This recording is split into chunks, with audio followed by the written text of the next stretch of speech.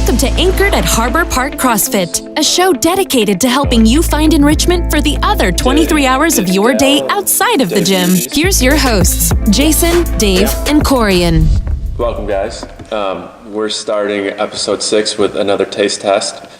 We had the Nautical Mile 2 earlier, our in-house competition, and Dale from UR is up here, or was up here, debuting some brand new flavors. So we're going to try them for you guys. Yay! He was giving samples earlier, but not everyone was able to taste them. We'll have samples all week too before we do a pre-order for them. Well, until they run out. Or until we run out. So. Basically, I'm starting the pre-order Monday. Oh, well, let's start. But we got the first one. He's got 2 new flavors for the Recover, which is, most of you would know it as the white bag. Cafe Mocha. And the cool thing about this one is he's put a lot of added BCAAs and glutamine in these. And he also said he's using espresso beans inside of that. So it's actual espresso beans. This tastes like a cappuccino. So it does have So it does have caffeine. So that'd be like a good one in for the morning. I really enjoy this one. This is going to be my favorite. They're all your favorite. Yeah. I've already demolished some of these today, but I'm going to try some more. All right, I'm going for the second one now. Oh, breakfast cereal. Yep. And then the next one is also the white bag. It's a Recover. He's calling this one cereal milk. Oh, cereal milk. Yep. And it kind of tastes to me like Cinnamon Toast Crunch. Yep. Oh, for sure. I love it. Yep. See, this is my problem with these. They're so good that all I want to do is go eat a bowl of cereal. That's what I told him. I was like, I can't eat this because that makes me feel like I'm cheating, and I think it's okay. I just want to cheat more now. No, it just makes me have those things so I don't have to go have cereal. Oh, that's one way. Because I'm like, I'm getting it right now. Why do I have to go have cereal? Yeah, I expect he's just released them. He said they're going to be available on his website, so we'll be placing that order this week. There's a third that we don't have. Yeah, the third one is his Cake batter? His Birthday cake? Birthday cake. It's called Cake Batter, yeah. And that's his nighttime one. Do I have to give this back? No.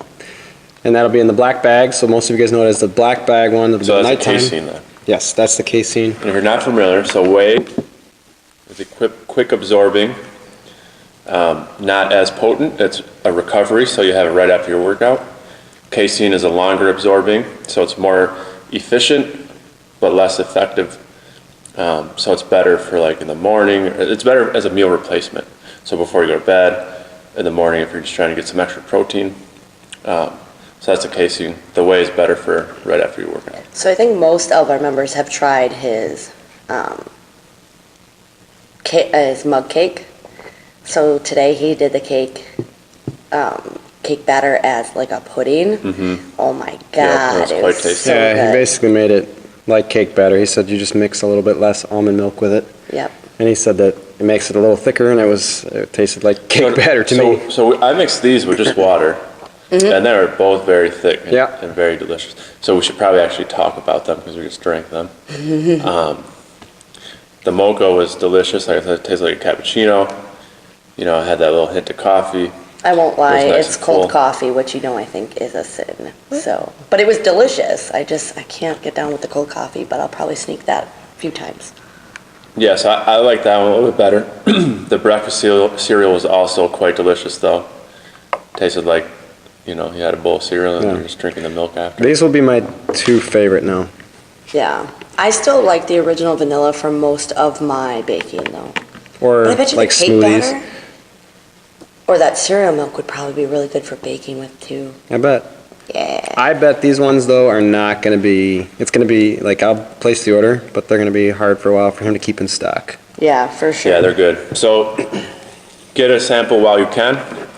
I'm sure they'll go quickly. Order extras. Cafe mocha and breakfast cereal. And then the cake batter, which we just don't have but it is available, which we will be also placing the order for. All right. All right. Let's get into our actual topic for today. I'm so glad we're not sitting right now after all that fitness. Well, I didn't do much, but Hey. that's You besides the got point. in. I actually did 3 workouts today. I saw you huffing and puffing today. I Yeah. was pretty proud. That's the most you've done in a long You got time. max effort. Positive mindset. You're Positive mindset, Jay. Huffing and It's the most you've done in a while, and in actual competition style. Yeah. I have to chuckle because my partner, Mr. James O'Hagan, had to withdraw due to injury. I was like, come on, dude, I got to What did he draw? Or what did he? He said his knee was hurting, so No, he wasn't. He was drinking Milwaukee's Yeah, he just Beast. wanted to drink. Anywho, so today we're going to talk about a little bit of mindset, differentiating how you approach your training, whether you're doing CrossFit for health or for sport. I love this after our comp today because I think it's a great topic. We had a lot of first-timers doing their first competition today, which I think is really exciting. I don't know how many of them will continue competing, but they got to do it in a friendly environment with their community behind them. They just got to have fun today. So Yeah, it was cool to see a lot of the people doing their first. Like a lot of people, yeah. Robert Berry. I think there was a handful of people, and it was really cool. I think the Open kind of inspired them to do it, and I'm very proud of everybody who competed. And even so we did this in-house competition today, and our topic is distinguishing fitness for health versus fitness for sport. You can totally compete and do all this stuff recreationally if your goal is just to get healthier. So it's not like, oh, I can't compete because my goal is to get healthy. I think 3/4 of our members who competed today don't do more than just the daily WOD. Right. And they were fine. So that kind of gets into our topic.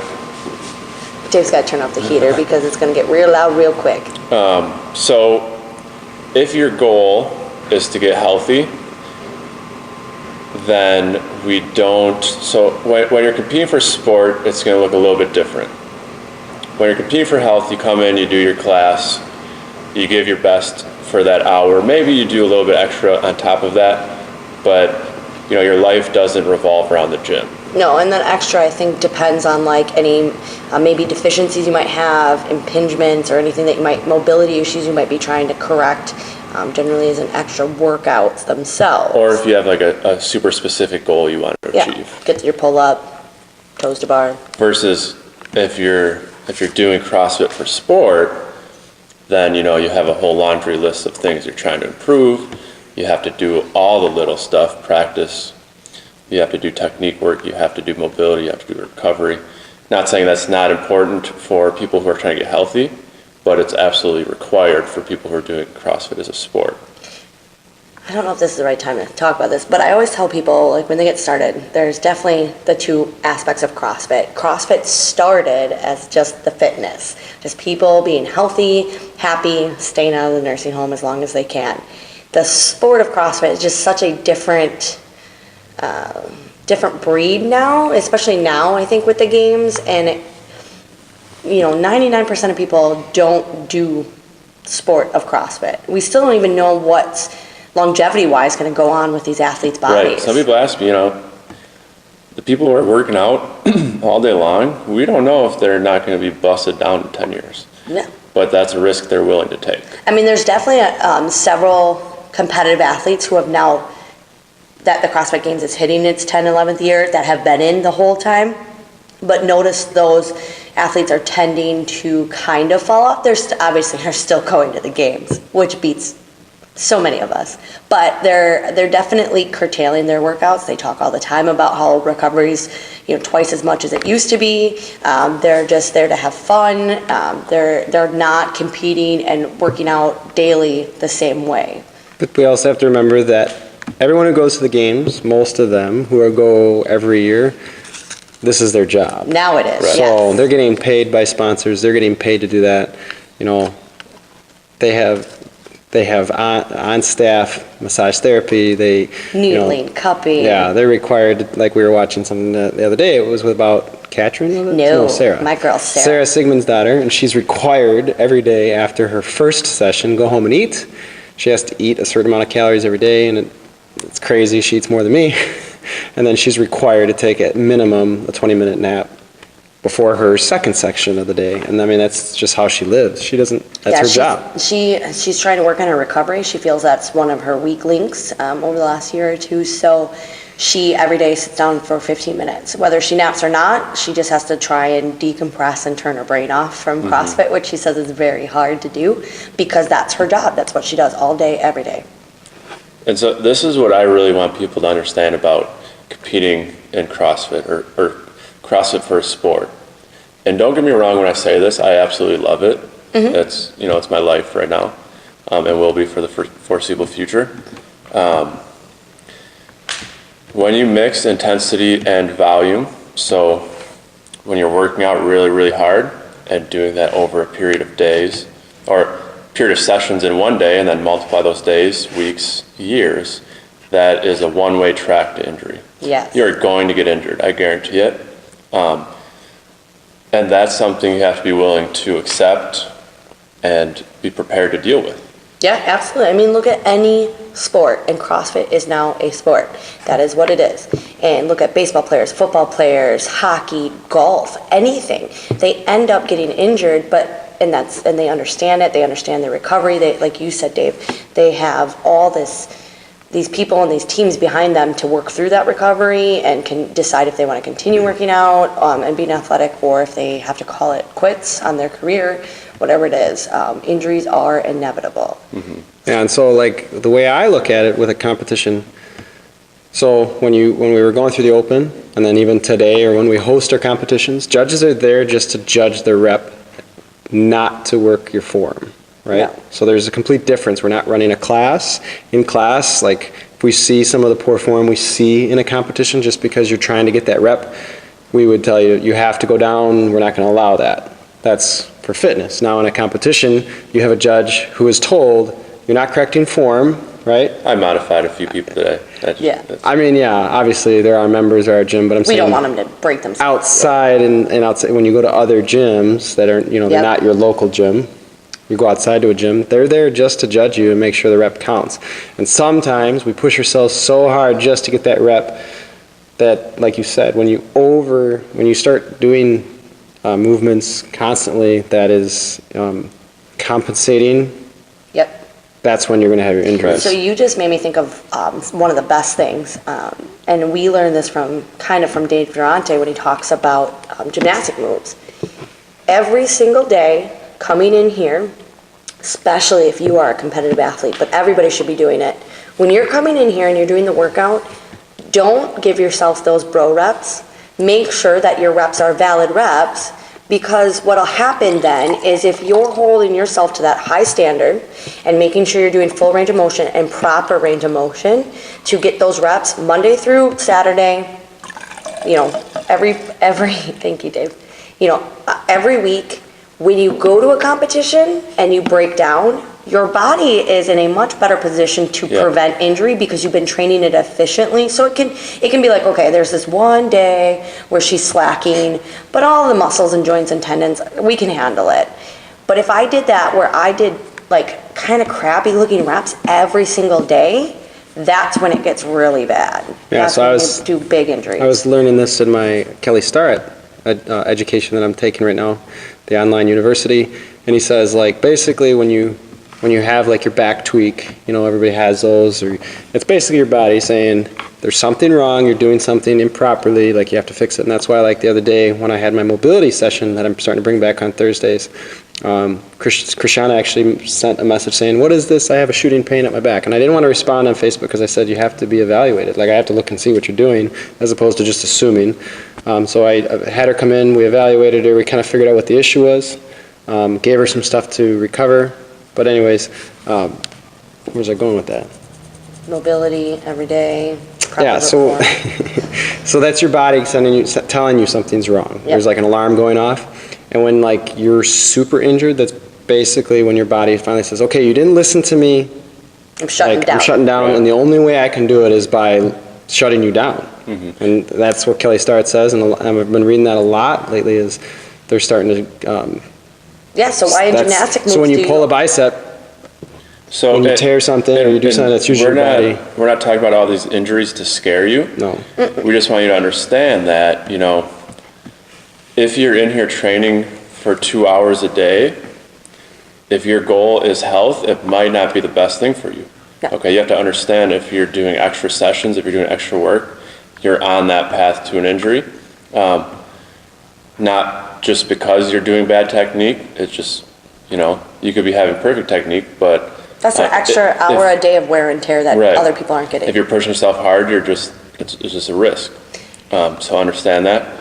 If your goal is just to be healthy, like Corian said earlier, just to stay out of the nursing home when you're 90, think about that. Do you need to do 2 hours a day? Or do you just need to sweat really hard, get out of breath, and then do a little stretching and get out of here? Exactly. And I think, too, we've kind of had this conversation, and I told this to one of my classes. I said a 400-pound or more deadlift is not going to keep you out of the nursing home.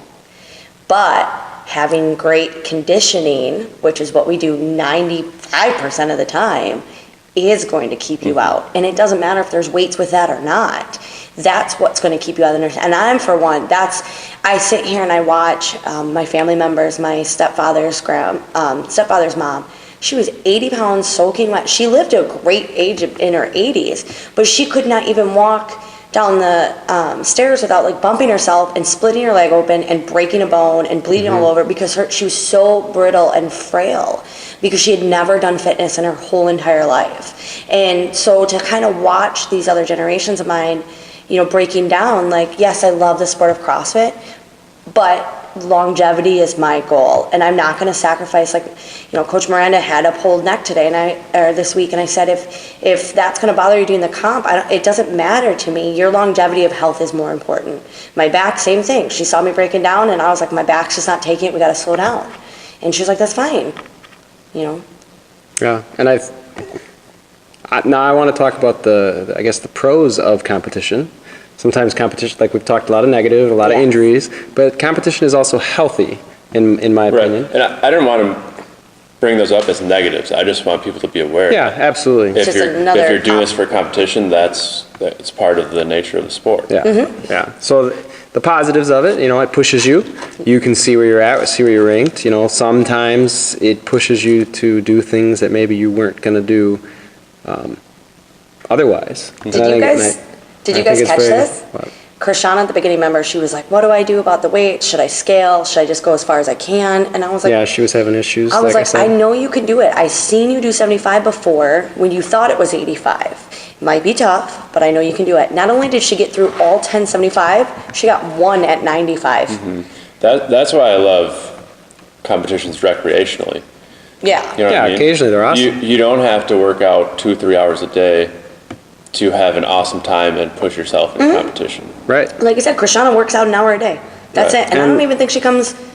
She does that. She does extra stuff. She's really starting to take it more I think she does a lot of extra stretching, mobility. She does. So a lot of recovery. Mm-hmm. But I don't think she's doing too much extra workout-wise. Maybe a little bit. She'll do the extra tracks. Yeah. But a lot of Pilates. I just think that our members... time. I think our members are doing a great job at, understanding that they do. I didn't really see terrible form today, but I saw people scale when appropriate. That they didn't push those overhead squats when they shouldn't. Had a fun workout. Yeah, and I think it's just it was like we talk about not doing too many. We don't do a ton of competitions like some gyms, but I think this was fun. This was in-house. This was a good time. Yeah, honestly, I prefer this over a normal competition. Absolutely.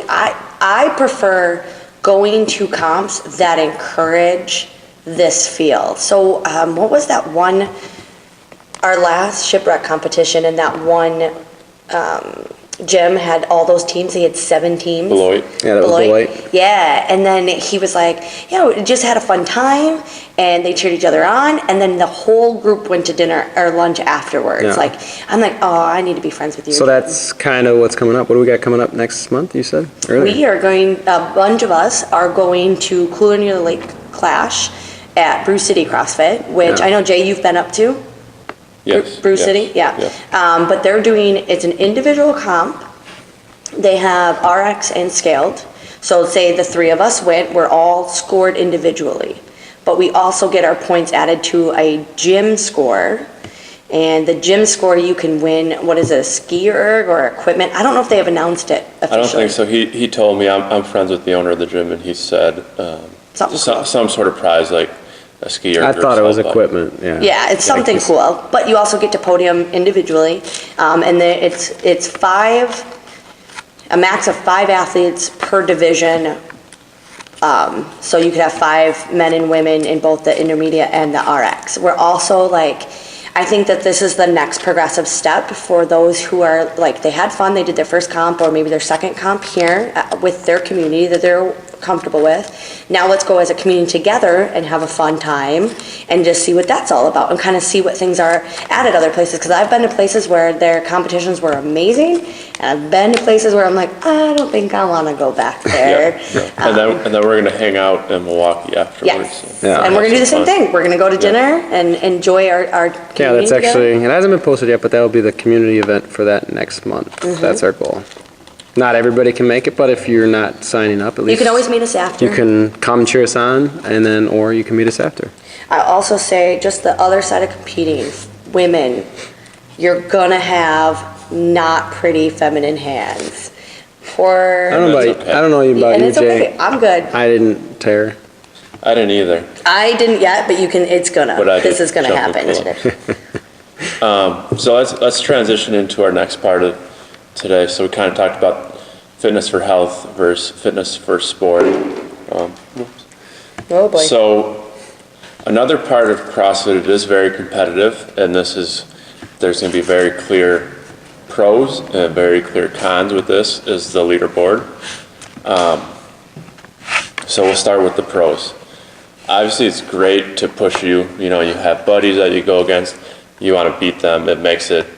It turns an average workout into a competition, so you're more likely to push hard, all that good stuff. I think it also encourages some people who, I've seen this because I did one-on-one clients a lot for fitness, and once they got into that group setting and realized well, everybody else is moving, am I really pushing as hard as I could be pushing? So once you get in that group dynamic and you start seeing that number, you're like, oh, maybe I just wasn't doing it as hard as I should. And I think that encourages people, because we could all sit here and do a couple reps and chit chat, but I think that leaderboard does help kind of understand the workout more. It's a little kick in the butt. Exactly. Yeah, I mean, in a good way. I usually use it as, I look at it for the workout, and then I'll be like, all right, so this should take me around this time, or this is what people are getting, so I should be around here. I use it for myself. I don't chase individuals, and I don't compare, I guess, my results. It doesn't matter to me where I finished, except sometimes I do chase Corian, just because that's... Well, and That's a that husband kind of life. gets into the negative of the leaderboard, Right. is thinking people care where the heck you placed. Yep. Unfortunately, people do cheat. I'm not saying anyone in our gym, because I really don't know. I don't really watch too many people anymore and see what they put up. Sometimes simply they forget reps and Right. rounds. it happens It's to me. hard. It I happens. did today. Because people, they want to look good on the leaderboard, or they look at someone and that they're competitive with, and they feel like, oh my gosh, I have to beat them. Yeah. And that's where we start sacrificing form, and that's where like we were talking about earlier, that's fine in a comp sometimes, but on a daily workout, that's when you should I never give myself a bro rep. I'm like, no, you need to do this right and go through this so that when you decide to do that and be competitive, it's gonna be easier. And I think that absolutely too many people sacrifice form because they want to be the top of the leaderboard. Let's think about back to when you start the gym. What do we tell you? Form before intensity, Yes. right? Your form has to be 100%. Make sure that got your form down before we start adding that intensity. So if you're sacrificing, we'll tell you to slow down. We'll bring the weights down to where we see the form perfect. Or even modify And it's the what same the thing, exercise like is. some days I look at it and I'm like, that weight or, this workout is not, it doesn't matter to me. It doesn't matter. And here's the other thing we've talked about previously is, if your goal is to beat someone on the leaderboard, you're competing every day, you're not necessarily improving. You're not practicing or training. Right. Training is doing everything perfectly as hard as you can. Practice doesn't make perfect. Perfect practice Yes. makes perfect. Yeah, and I could see do your workout and then be like, and the afterthought would be like, oh, I didn't beat him. Oh, well. I mean, it's Right. whatever. And here's the other thing that popped in my mind when you said you kind of see where to base yourself off other people. Not saying it does, but it could limit you. If you're like, okay, I should be around 8 minutes in this workout, and you see you're right on pace, maybe you take the pedal off a little bit, you slow down. Yeah. Versus if you have more in you, you can push harder. We talked about this last week with Coach Robert in the open workouts, where he was like, oh, well, I'm beating my quote-unquote competitor. I don't have to keep fighting for this right now. Right. And so then, but that was just the guy next to him. Like, and me and Miranda always joke about this too when we work out at the separate gyms, which happens a lot right now. We always are like joking that we need cutouts of each other with like encouraging words. And, like, I'm always like, Miranda's already on the bar, or Miranda's already out the door, or she's right behind you. But that's just to keep me fighting. But I mean, she beats me all the time. There's so many members that beat me, especially when it's cardio stuff. And I'm fine with that. I know that they worked hard for that. Right. I think if you're like, oh, Miranda's already back on the bar, like, I think that's awesome because it's going to be like, okay, I can't rest this long now. Yes. I need to get back and start working again. Yes. But when you do that, you're not like, Miranda's already on the bar, I'm going to do 10 shitty deadlifts to catch up to her. No. You're kind of like eliminating rest or, just getting a little kick in the ass. That's the healthy part. Exactly, Right. yes. The healthy part of the leaderboard. You can use other people as motivation in a good way. Yes. But it shouldn't be constant, daily, like, I have to beat this person no matter what. Like, I'm not up all night in my bed. I'm going to sacrifice this form. I'm going to sacrifice, what does it matter? Honestly, at the end of the day, just because if you're in Sugar Watt and you're top of the board, like, does it even matter? Really? I'll give you what do you get out of it? A very real example. Me, Derek, and a few other guys, this was in 2014, we decided every single day we were going to have our own score sheet, and we were going to compete every single day. And after a week, we were all unhappy, broken. Like, we were all dead. Because we went as hard as we could 5 days in a row, trying to beat everyone else. We had the intensity that you have at a competition, and we were broken. Yeah, so I'll use an example of me the other day. It was Friday's workout, and it was me, Robert, and Miranda working out. And Robert was kind of beating me a little bit, and unfortunately, in the middle of the workout, I kind of strained my neck, and I was like, all right, well, I did something wrong. It was the dumbbell one on Friday, and I was like, okay, that hurts. the overhead squat. Yeah, so I went again in the round 2, and I was like, you know what, it's hurting, and obviously we have the competition tomorrow, and I was like, it's not what is it? At this point, it's just me. Ego. I don't need to chase Robert, even though I could push through this, and I knew, I'm like, if I push through this, I'm going to be really sore tomorrow in my neck, and I probably have to withdraw. So I was like, you know what, screw it. I went down and scaled the rest of the movements, because I was like, I just scaled down to a movement that I know that's not going to hurt me, and I'll get a good workout. Coach Miranda did the same thing, because she pulled her neck, and then she felt fine today. If she wouldn't have scaled, she wouldn't have been able to Ben work out today. Bergeron gave a great example of that. He said in one of his classes he had a lady, there was like a 5-round workout, and she just stopped after 4. He's like, what's going on, you okay? And she's like, yeah, I just have a tennis match later. I just don't want to be toast. Yeah. He was like, awesome. Absolutely. Yeah. We had a member in yesterday, and I was working out today, and I was like, what are you doing? And he's like, I'm treating this like a flow session. I don't care. I'm mixing things. I don't want to tear my hand.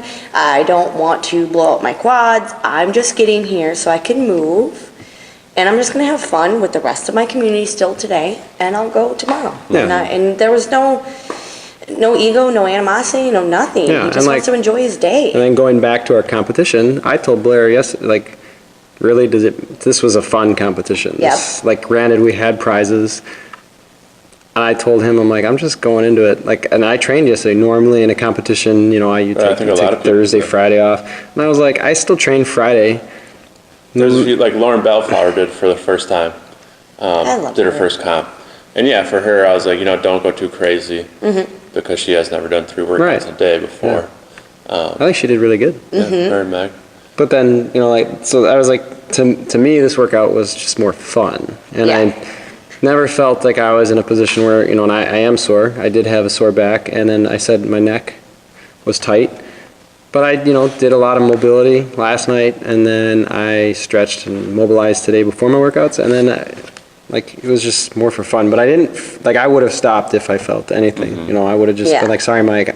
Well, and because it wasn't worth it. yeah, Patrick pulled out because he hurt his hamstring. It's not worth it. But one of the best things today that was so much fun is I just love it. I love when that team's still on the floor and they're just fighting. They're grinding for every rep and everybody's cheering them on. That's my favorite part. That is fun.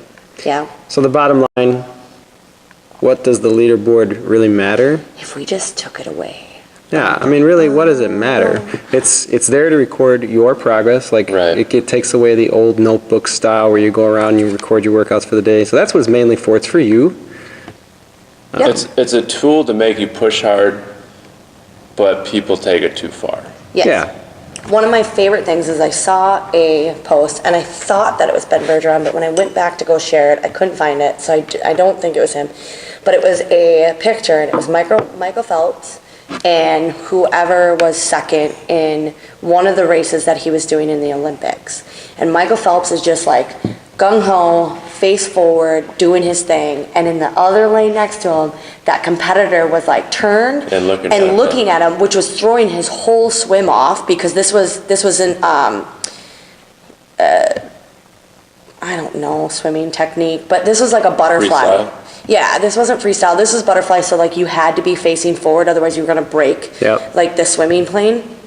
And this guy was just so focused on how far behind Phelps he was that he was screwing up his form. And it's like, and the caption was, it was something about like, I don't think it was losers, but it was around that. It was losers focus on winners, winners focus on what's ahead of them. And I was like, that's so true. Like you can't, again, if you just do your reps how you're supposed to, you're gonna make it. You know, me and Miranda's whole theme today was just run our race. Do what we can. We communicated really well. You guys never started in first place, but you won almost all the workouts. Yeah, we just ran our race. We just communicated. We did what we could. Actually, I think that resonated with me. So, a couple times I do use you as my soundboard, and I'm like, hey, I know we're competing against each other, but can you listen to my strategy? And I had a different strategy, and then when I bounced it off you, you were like, my strategy for this workout is just do me. And then I was like, that's actually pretty smart. So I went back to my partner and I was like, listen, honestly, and this was actually WOD 3. Let your ego go. And I was like, this is a long workout. Let's just try to finish, because I think if we finish, we could be, obviously we made the finals, which was accomplishment. I think Mike, that's all I wanted to get Mike to was the finals. That was my goal, and I got him there. So I think he did awesome. But anyways, the original plan we had was a little off, and then when I went back to him, I was like, you know what, we're splitting this or changing this up, and we're going to do our race, because you can't. Unfortunately, Mike does redline a little bit. Your race, your pace. And I told him, we got to slow the burpee box jumps down so our heart rate stays down, because I know that you can lift this weight if we can keep your heart rate down. But I was like, if your heart rate goes up, you're not going to be able to lift it. And you got to change your weight. So what's the purpose of flying through them and then having to wait while you change your weight? And that's how we did it. And even Coach Robert came up to me later and he's like, okay, so watching you, this looks like a workout you pace. I'm like, yep. So this doesn't matter if you're doing the CrossFit for fitness, so you're coming in daily, or you're doing a CrossFit for competition. This is how I look at workouts is I always strategize them. So if anybody needs help with that, I think that I can generally do pretty well of understanding how to break workouts down. But the longer you do CrossFit and really reflect back, no ego, just like, how did my workout go? Did I start too hot? Did I start too slow? Could I have gone heavier? Could I have gone lighter? That's what the leaderboard is for. That's what Sugar WOD is for for your own notes. And then the longer you do CrossFit, the longer even though the workout's different every day, you're gonna get to a point where you're gonna look at a workout and it was like, oh, this workout was kind of like this one. I went too hot. This is what I can do. Like toes to bar. I can absolutely go unbroken for 21, and then I'm going to be down to singles for the next one. But I know that now. Just like my rowing, my biking, my running, I absolutely understand, because I've been doing it for so long, what my pace is. And I think that is really hard for those newer members, but that's what we use Sugar WOD for. Keep those notes for your own personal thing so that you can reflect back, so that when a workout comes out, you can start getting better at strategizing it. It's you against the world. Yeah, I mean, we fist bump you each other. against you, really. Yeah, you against you. You're fist bumping each other, you're saying great job, but those notes, that number, everything written in there is just so you can understand how you work out, so that you can better strategize your workouts. And if you're not reflecting on your own workouts, that is another thing that you will never get better than fitness or competing. Yeah, that goes back to mindset, I think. If Yep. you're always focused on one What's person. interesting that I learned today, or I didn't learn, but I saw a lot of, was during the third workout, you had to change weights. Yeah. So many people were just totally confused. Yes. Not even like during the workout, like before it. And I think a very, very real part of functional fitness is being able to think while you are exerting yourself. Yeah. Think about I agree. if you are being chased by a predator or an animal or Zombies. something, you can't just run. You need to strategize as you go, figure out okay, what am I gonna do next? Yep. So I want to challenge a lot more people to Think under that pressure. Reflect back on your workout. well, I can- everyone. I'm not saying don't do the whiteboards. I know everyone loves that. Everyone does, but sometimes try to do it without the whiteboard. See if you can, And that's part of those, the 10 general physical skills. I mean, that's Yeah. part of it, Thinking. And I remember, and I can relate to this, and Corey and Ken too, going back to my previous life before the gym. Like when I first started CrossFit, that was one thing that I felt really challenged, or not challenged me, but actually helped me better, was I could think under those extreme situations where other people were maybe you just saw them in that deer in headlights look, and it's like, why aren't you Right, operating and I'm sure right now? that's your police background. That's what I'm Probably saying, had, yeah. I mean, it was you had to think at a moment's notice, things were thrown at you, and you had to make a decision. You're driving around all night. If this happens, I will do this. But, Right. sometimes you can't prepare for whatever throws at you, and Yeah, then you're able to just... You're boom. exactly right. I saw a lot of deer in headlights today when they're thinking about how they're supposed to load the bar. Yeah. That, or because we do have people who aren't worried about the leaderboard, which is fine. I appreciate that. But then they don't log scores or weights or anything. So they forget what they've done and what they've been able to do. So like I said, then they come in today and they're like, ooh, that seems really heavy. And I'm like, girl, I watch you do that all the time.